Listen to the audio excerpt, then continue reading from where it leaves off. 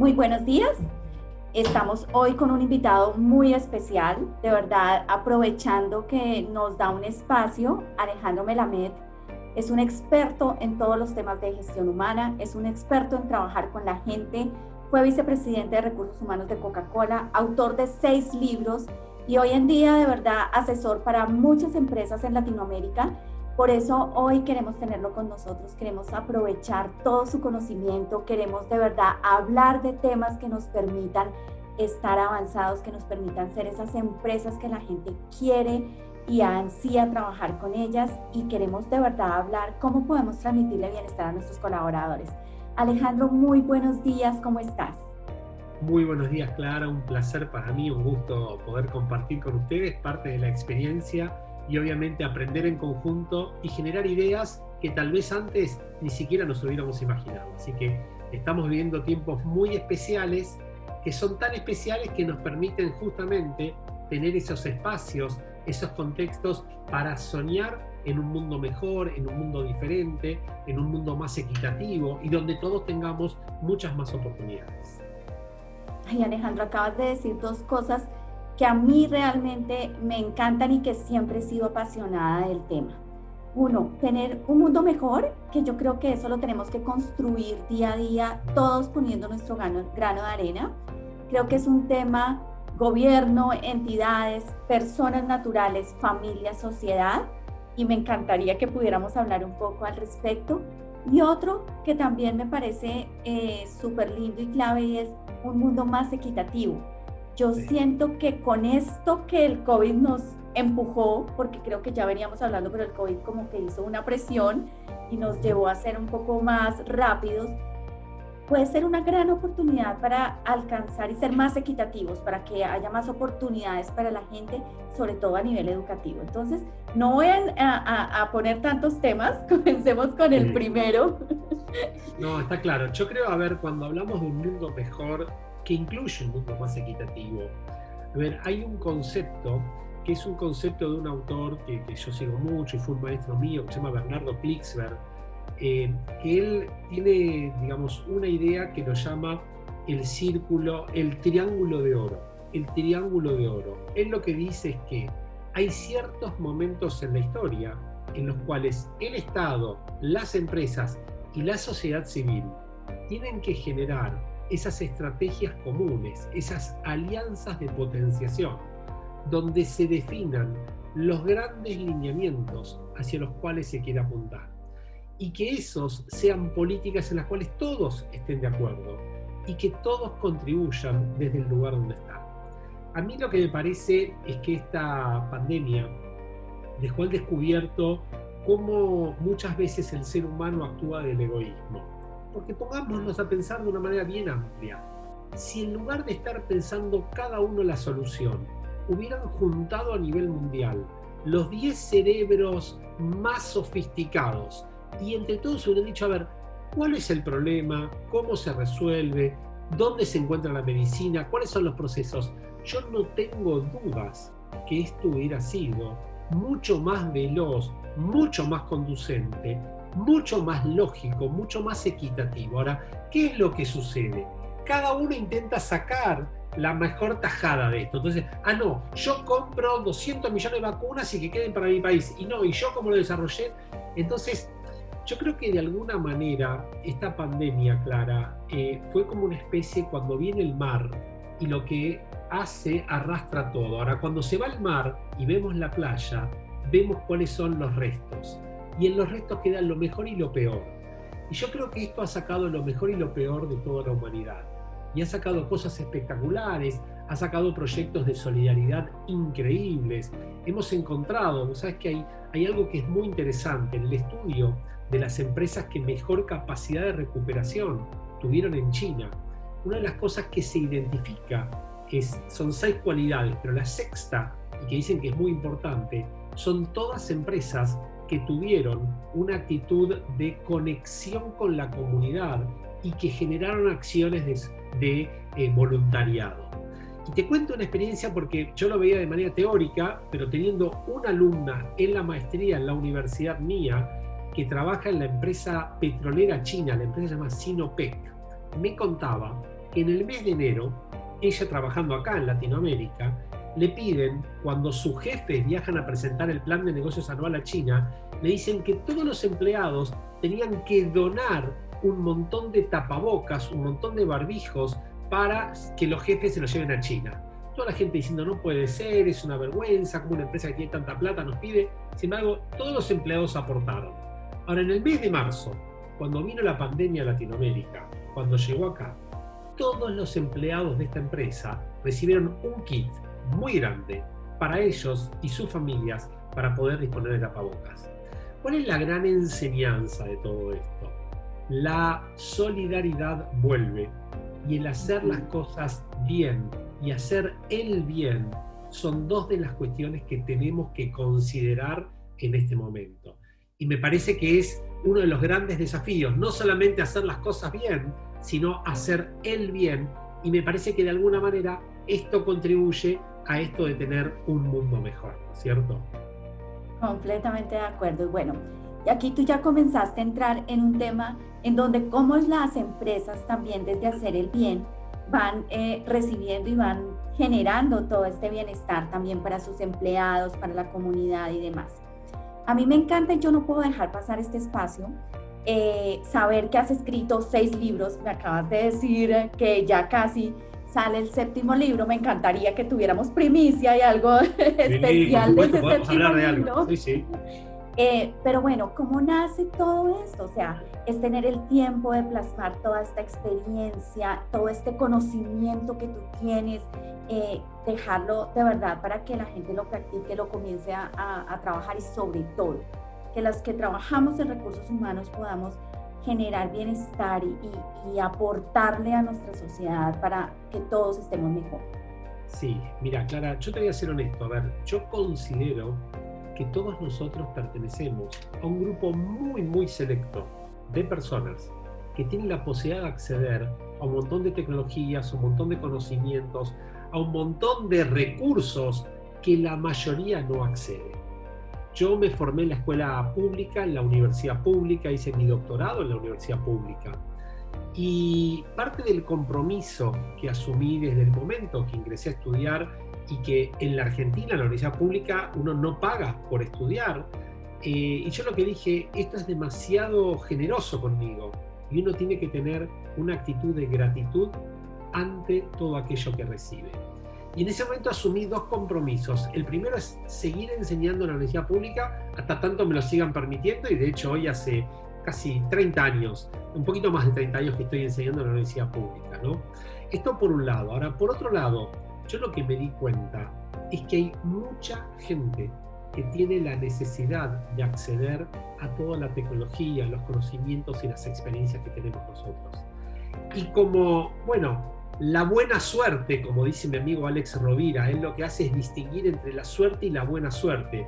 Recomiendo a todos los que escuchan, hay un libro de Alex Rovira que es un genio, y él, su libro, que tiene más de 8 millones de ejemplares vendidos, se llama La Buena Suerte. Es un libro muy chiquito, pero que muy cortito, pero muy profundo, que distingue. La suerte es el azar. La buena suerte es lo que uno hace para que ese azar se cruce con uno, ¿no es cierto?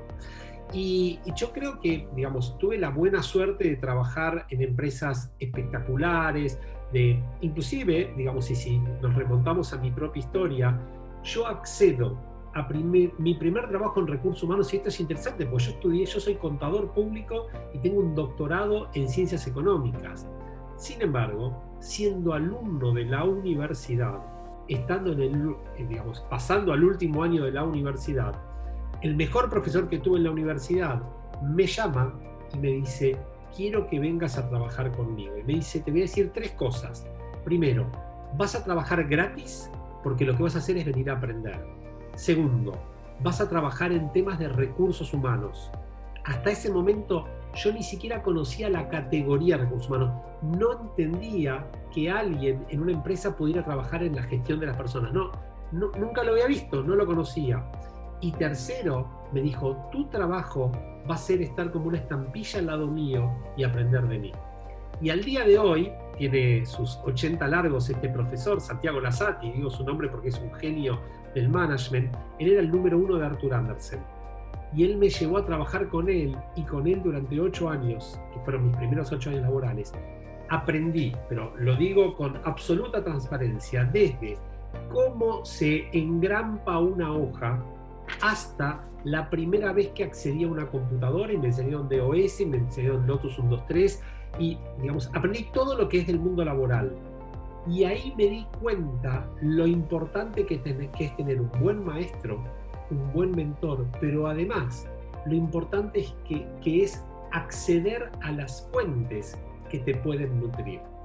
Y algo que adolecemos en general en esta época de tanta información, de sobreabundancia de información, es, digamos, la información apropiada para las cosas que requerimos.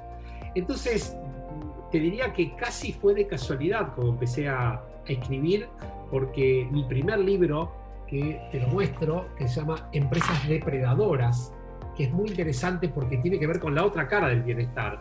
Este primer libro que escribí yo es la síntesis de mi tesis doctoral. Y cuando yo escribí mi tesis doctoral, básicamente, y te voy a contar una especie de secreto de Estado, pero lo escribí porque yo ingresé a trabajar en Arthur Andersen con pelo. Y yo terminé como estoy ahora, ¿no? Con muy poco pelo. Y cuando me puse a estudiar dije, ¿cómo puede ser que yo entré con pelo y terminé sin pelo? ¿Y qué es lo que pasó acá? Y ahí me puse a estudiar lo que significa el malestar, ¿no es cierto? Porque muchas veces hablamos del bienestar, pero el malestar es estar mal.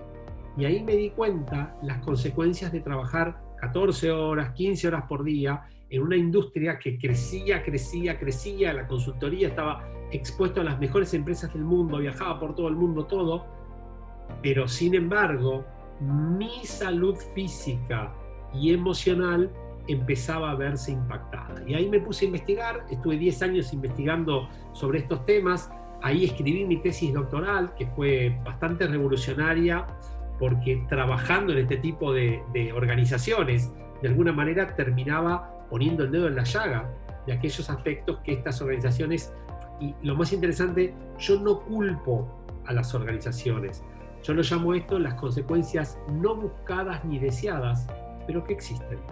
Y entonces, cuando uno empieza a analizar, la cantidad de personas que están impactadas cada vez es mayor, la cantidad de mujeres que no pueden tener hijos cada vez es mayor, la cantidad de matrimonios que fracasan cada vez es mayor, la cantidad de niños que se sienten que sus padres están muy distantes es mayor.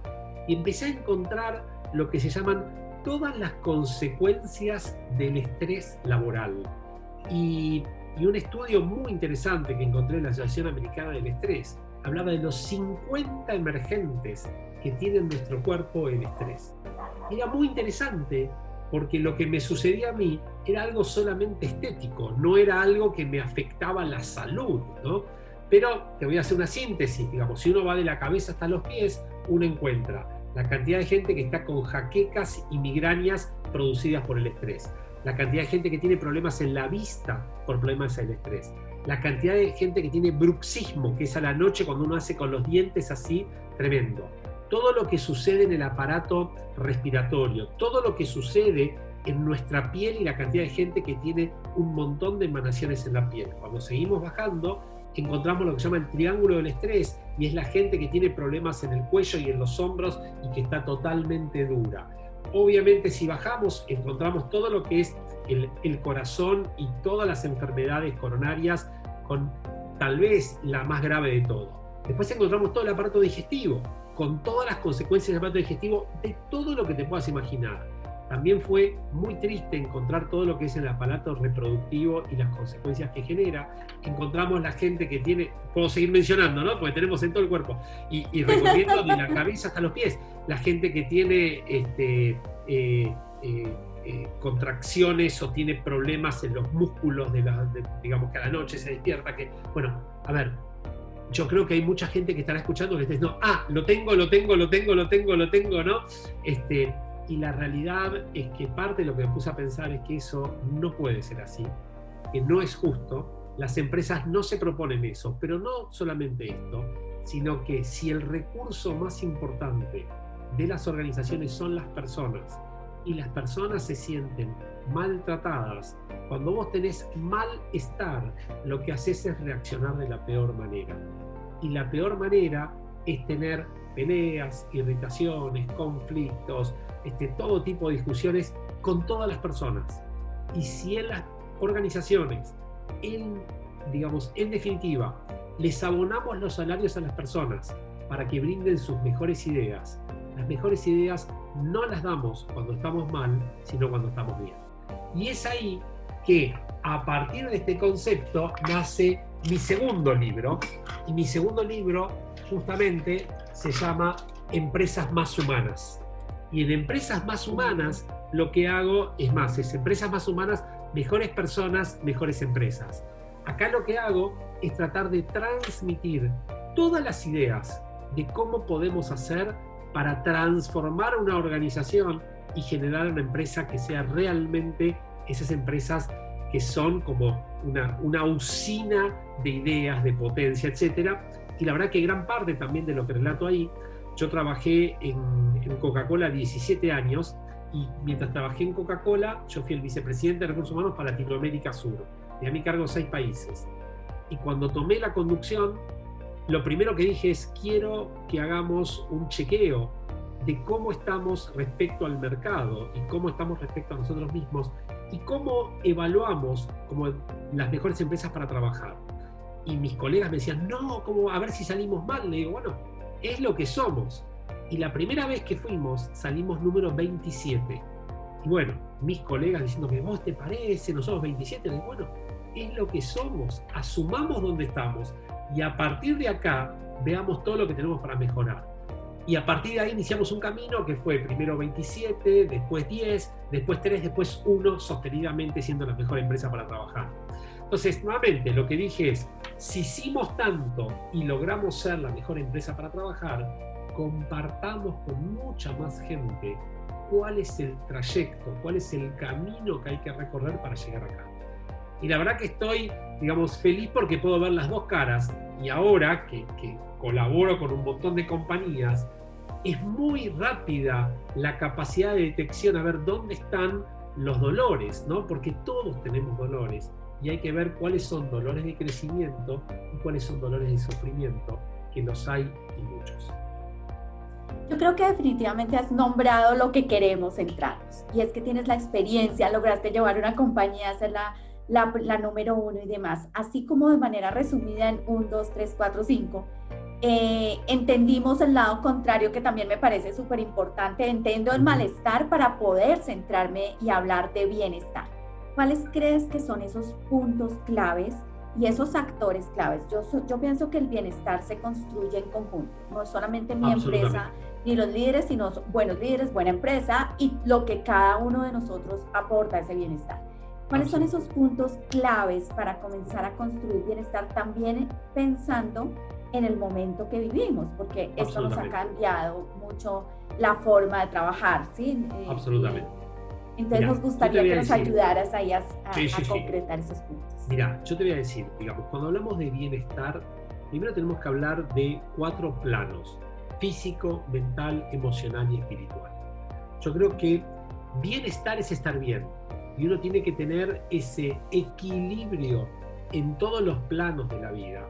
Y esto que antes se decía, no, porque en casa, los problemas de casa, en el trabajo, hoy no existe más esto. Es más, antes se hablaba, de hecho cuando empezamos con todo esto, se hablaba de work and life balance. No solo esto, gran parte de estas ideas yo las traje trabajando en Europa. Yo trabajaba en Coca-Cola, era el gerente de recursos humanos de la Unión Europea. Unas cosas que vi ahí, por primera vez, te voy a contar una experiencia personal que fue interesante. Yo venía con el ritmo de trabajo latinoamericano, trabajando muchísimas horas. Entonces me voy a trabajar a Bélgica, primera semana de trabajo, yo trabajando, pero muchísimo, ¿no? Entonces el lunes de la segunda semana me llama mi jefa, que era la directora de recursos humanos para toda Europa, ¿no? Y me dice, Ale, necesito hablar con vos. Sí, ¿cómo no? ¿Vos estás teniendo algún problema? No. ¿Vos tenés alguna dificultad especial? No. Pero hay algo que no entendés. No, la verdad que está todo bien. Me dice, porque recibí el reporte de la gente de seguridad y vos te fuiste durante toda la semana después de las 5 de la tarde. Nosotros acá tenemos un equilibrio entre nuestra familia, nuestro trabajo, nuestros deportes. Lo que te pido es que vos seas el primer ejemplo que a las 5 en punto de la tarde se va de la oficina. Yo no podía creer, la verdad que era como el mundo al revés, ¿no es cierto? El mundo al revés. Estaba feliz con eso, estaba feliz. Y la verdad es que ahí me di cuenta de la coherencia, consistencia que tenemos que tener entre lo que decimos, sentimos y hacemos, ¿no? Entonces, yo te diría, digamos, cuando hablamos de qué hay que hacer, algo que me di cuenta, y te lo cuento con una experiencia también, cuando hicimos todo un lanzamiento muy grande, toda esta iniciativa, me acuerdo que reunimos lo que eran embajadores de todas las áreas. Y cuando los juntamos, les dijimos, ustedes pueden proponer lo que quieran, pero yo, y eso fue idea que les propuse, les digo, les voy a poner una limitación, que sea costo cero para la compañía. No, pero costo cero para la compañía. Ustedes hagan cosas donde la probabilidad de ocurrencia va a ser mucho mayor si tiene costo cero. Mi opinión es que cuando uno pone esa restricción, las ideas son muy superadoras. Porque claro, que es muy fácil, si uno tiene mucho dinero, decir, bueno, regalo dinero para esto, regalo... No. Lo más importante no se paga con dinero, lo más importante se paga con la emoción. Y te cuento un ejemplo de cómo aprendí a través del error, que es cuando más uno aprende. Uno aprende.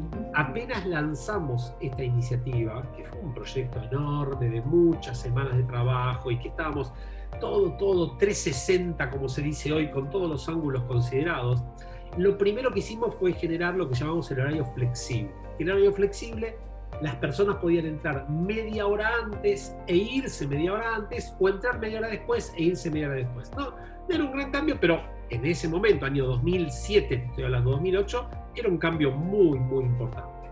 Bueno, a la semana más o menos, a los 10 días de haber empezado, en mi oficina se presenta una chica, una persona que sabía, una ingeniera muy, muy buena del área técnica, ¿no? Y se acerca llorando, pero llorando mal, ¿no?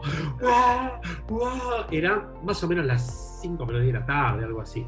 Bueno, uno sabe, oficina de recursos humanos siempre tiene dos cosas que son fundamentales: una jarra con agua y pañuelos de papel por si alguien tiene algún... Siempre tiene que haber. Bueno, la persona está...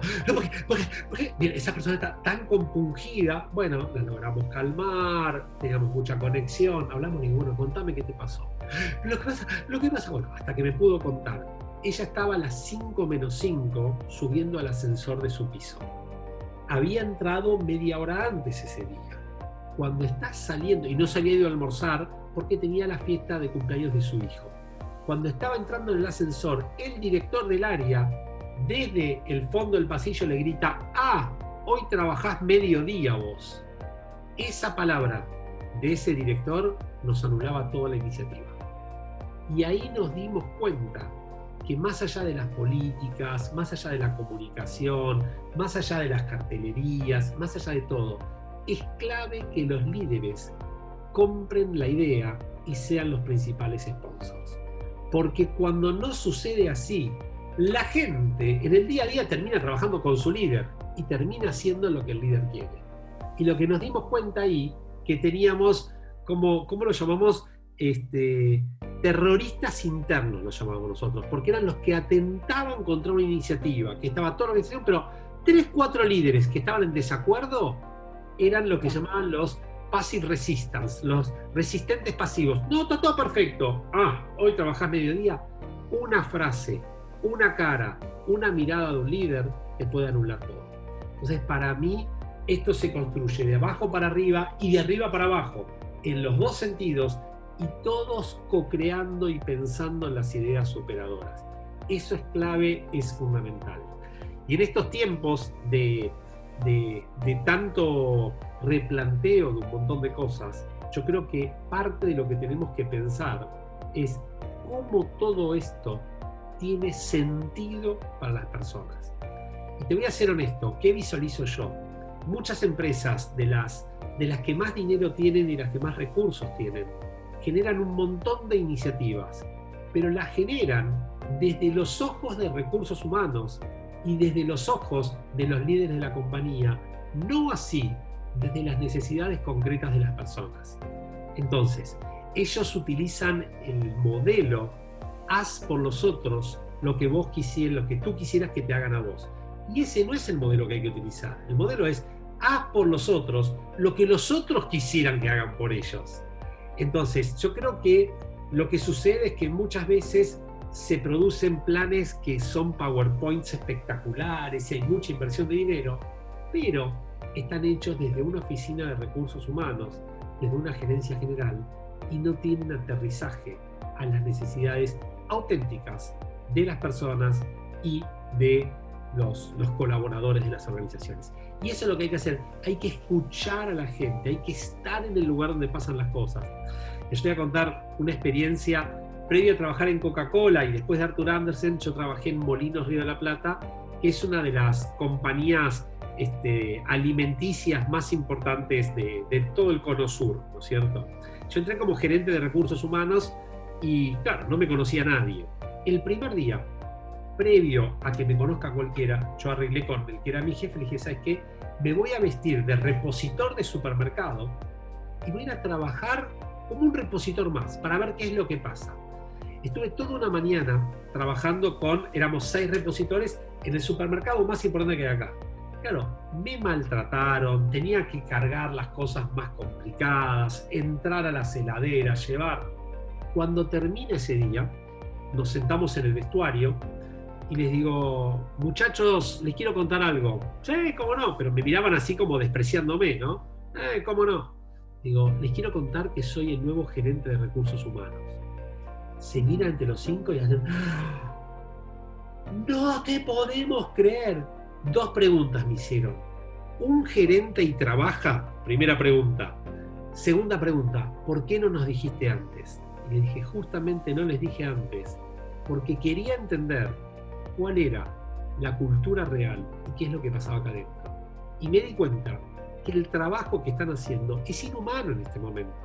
Pues hacemos, no sé, la política de bienestar y que podés ir al gimnasio que queda 10 cuadras de tu casa. Claro, pero durante el día te estás muriendo de frío, te estás muriendo de calor, no tenés la vestimenta, no tenés los zapatos. Bueno, trabajemos sobre estas cosas que son básicas y después, si son 5 para hacer el trabajo de 10, nunca lo van a cumplir. Y ahí nos dimos cuenta dónde estaban los problemas. Entonces, esto te diría como... Hay un libro muy interesante que dice: el liderazgo del Papa Francisco, liderar con humildad. Y son 13 lecciones, ¿no? Y la primera lección de ese libro es: huele como tu rebaño. Y lo que dice es que el Papa Francisco lo que hace es salirse del Vaticano y va a ver qué es lo que pasa con la gente, es decir, entiende lo que le pasa a la gente. Yo creo que muchas veces los líderes están demasiado confortables en sus oficinas, muy cómodos en sus sillas, en sus escritorios, y no saben lo que realmente pasa en el campo. Eso es fundamental. Un muy buen liderazgo. Ay, Alejandro, qué pesar, se nos acaba el tiempo. Yo podría durar aquí mucho tiempo más hablando de estos temas. No te imaginas la cantidad de preguntas con las que me quedo, que me encantaría que pudiéramos hacer más espacios, pero de verdad, desafortunadamente ya nos toca salir corriendo. De verdad, muchísimas gracias por darnos este espacio, gracias por compartir con nosotros. Solo la última preguntita, así chiquita, como para que seamos los más pro. Este 7º libro que va a salir, ¿de qué habla? ¿De qué trata? ¿Por qué deberíamos buscarlo? Buenísimo. De lo que habla es lo que se llama liderazgo en tiempo de valientes. Esto es una investigación que hicimos en toda Latinoamérica para tratar de entender cuál es el liderazgo para este tipo de época. Y lo que nos dimos cuenta es que este liderazgo requiere 2 cosas. Requiere valentía, que viene de valores, entonces tener los valores, y coraje, que coraje viene de corazón. Entonces, para liderar en este tiempo, lo que necesitamos es un modo diferente, porque nos dimos cuenta que todos somos mucho más humanos, todo es mucho más transparente, y lo que se requiere es velocidad para responder, pero cercanía y humanidad con el otro. Ay, Alejandro, mil gracias, de verdad, me encanta todo esto. Bueno, espero que podamos algún día completar toda esa cantidad de preguntas. Que tengas un muy buen día. Muchas gracias. Con todo el gusto del mundo, un placer para mí y gracias. Y una última reflexión es que estamos en un tiempo en el cual, más que encontrar las respuestas, podamos generar las preguntas más poderosas. Así que si esto ayudó para generar preguntas poderosas, más que bienvenido. Qué bueno, sí señor, gracias. Un Chao. placer.